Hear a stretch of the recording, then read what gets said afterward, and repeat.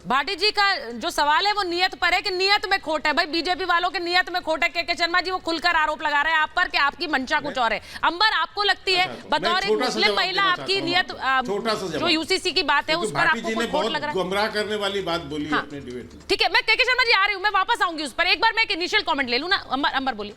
देखिए सुचारिता, मैं ये कहना चाहती हूँ क्योंकि मैं एक भारतीय महिला हूँ और मुसलमान भी हूँ, और अश्विनी जी यहाँ पर उस पे पैनल पे हैं जो कि मेरे वकील भी हैं कोर्ट में जो हमारी याचिका है उसके, और हम सब काफ़ी समय से इस पर काम कर रहे हैं। और इस देश को ज़रूरत है यूनिफॉर्म सिविल कोड की, जैसे कि हमारा संविधान सबको समान अधिकार सुनिश्चित करता है। Directive principle article 44 uniform civil code की बात करता है। संविधान सभाओं में बार बार यूनिफॉर्म सिविल कोड की बात हुई, नेहरू जी की बात करें, अम्बेडकर जी की बात करें, सरकारों ने कोर्ट ने भी बार बार सरकारों से ये गुहार की है कि आप इस पे कुछ करें। लेकिन अभी तक इस पे कुछ होता ही नहीं कि हम इस पे चर्चा करेंगे। 76 साल हो गए लेकिन इस पे सिर्फ चर्चा ही होगी, लेकिन हम कुछ नहीं करेंगे। भाटी साहब ने एक बहुत अहम बात कही कि हम विविधताओं वाला देश है, विविधताओं वाला बिल्कुल देश है। और अगर यूनिफॉर्म सिविल कोड आ जाता है तो विविधता कैसे अलग हो जाएगी, विविधता कैसे भंग हो जाएगी? आप हिंदू रहेंगे, मैं मुसलमान रहूंगी, सुचारिता रहेंगी, ऐसा तो नहीं है सुचारिता जैदी बन जाएंगी या मैं कुकरेती हो जाऊंगी। हमारे समान अधिकार हो जाएंगे जो कि अभी अलग अलग है। और विविधताओं के नाम पर क्या हम महिलाओं के जो अधिकार हैं उनके साथ अन्याय होने दे सकते हैं या उनके अधिकारों की अनदेखी होने दे सकते हैं? ये बहुत ही मुझे लगता है बोगस जस्टिफिकेशन है कि क्योंकि भारत विविधताओं वाला देश है तो इसलिए महिलाओं को समान अधिकार नहीं हो सकते, क्योंकि हमारे देश में अभी पर्सनल लॉज का प्रावधान है धर्म के आधार पर, जो कि संविधान की मूल भावना के विरुद्ध है। तो हमें तो समानता के अधिकार पे बात करनी चाहिए। जो आप सामाजिक न्याय की बात करें तो सामाजिक न्याय सबसे पहले महिलाओं को समान अधिकार से शुरू होना चाहिए। आप अर्थव्यवस्था की बात करते हैं, बेरोजगारी की बात करते हैं, आप हर वर्ग की बात करते हैं, लेकिन महिलाओं की, खासतौर से मुस्लिम महिलाओं के समान अधिकारों की बात आती है तो आप कहते हैं कि इस पे राजनीति हो रही है। आप नियत की बात करते हैं, भाई जो लाने की बात कर रहे हैं, इंप्लीमेंटेशन की बात कर रहे हैं, तो उसकी नियत पे आप कैसे सवाल उठाना चाहते हैं? किस तरह का सवाल है? और मुझे ऐसा लगता है कि जो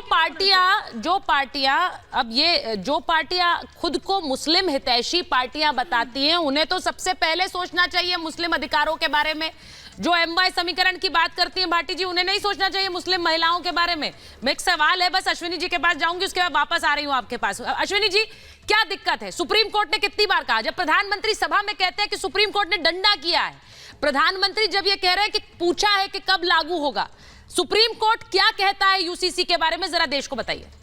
देखिए सुष्मिता जी, तीन महत्वपूर्ण बातें सुप्रीम कोर्ट ने 2019 में कहा कि आर्टिकल 44 जो पार्ट 4 में कॉन्स्टिट्यूशन ऑफ इंडिया का केस भी जो फॉलो कॉन्स्टो केस है 2019-20 SCC 85, जिसमें कहा कि प्रिंसिपल्स ऑफ डायरेक्टिव पॉलिसी इस आशा के साथ और विश्वास के साथ उस समय हमारे संविधान निर्माताओं ने छोड़ा था कि स्टेट इंश्योर करेगा कि देश के नागरिकों के लिए यूनिफॉर्म सिविल कोड होगा, पूरे देश के लोगों के लिए। आज तक कोई एक्शन नहीं हुआ। सरला मुद्गल के केस में ऑर्डर हुआ, अंबर जैदी की खुद की पिटीशन सुप्रीम कोर्ट में पेंडिंग है, अश्विनी उपाध्याय की पिटीशन, और सिर्फ सुप्रीम कोर्ट ही नहीं, तमाम देश की हाई कोर्ट से बात कहती है। तीन बातें महत्वपूर्ण बातें हैं, लैंगिक समानता, राष्ट्रीय एकता को बढ़ावा, और अगर ये देश धर्म निरपेक्षता की आधारशिला की बात करता है, संविधान की प्रस्तावना में स्पष्ट रूप से कहा गया है भारत एक संप्रभु समाजवादी धर्मनिरपेक्ष राज्य है। लेकिन सुचरिता जी, सोचने वाली बात है, क्या भारत के नागरिक वास्तविक धर्मनिरपेक्षता का आनंद ले रहे हैं? आजादी के दशकों बाद भी अलग अलग धर्मों के लिए अलग अलग पर्सनल लॉ मौजूद हैं। ऐसे में यूनिफॉर्म सिविल कोड धर्मनिरपेक्षता की आधारशिला के रूप में सभी धर्मों के लोगों के लिए काम करेगा। फिर समाज सुधार, जब यूनिफॉर्म सिविल कोड पूरे देश में बन जाएगा तो भारत की इस सदी में एक और सामाजिक सुधार होगा, जब मुस्लिम महिलाओं को विवाह, क्रिश्चियन महिलाओं को विवाह, तलाक के संबंध में व्यक्तिगत कानून से वंचित किया जाएगा। और एक और बात, हम ऐसे मुस्लिम राष्ट्रों से क्यों नहीं देखते जो पाकिस्तान, बांग्लादेश, तुर्की, मोरक्को से वहां पर संहिताबद्ध व्यक्तिगत कानूनों का महिलाएं लाभ ले रही। और एक बात, और मुझे एक और चीज लगती है, समानता पर अगर बात हो रही है तो इसे एजेंडाधारी पार्टी क्यों कहा जा रहा है?